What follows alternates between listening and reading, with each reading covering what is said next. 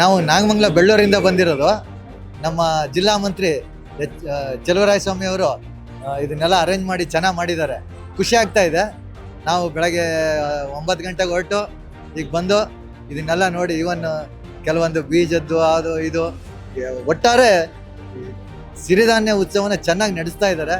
ಅದು ನಮ್ಮ ಜಿಲ್ಲೆ ಮಂತ್ರಿ ಆಗಿದ್ದಾರೆ. ಖುಷಿ ಆಯ್ತದೆ ನನಗೆ.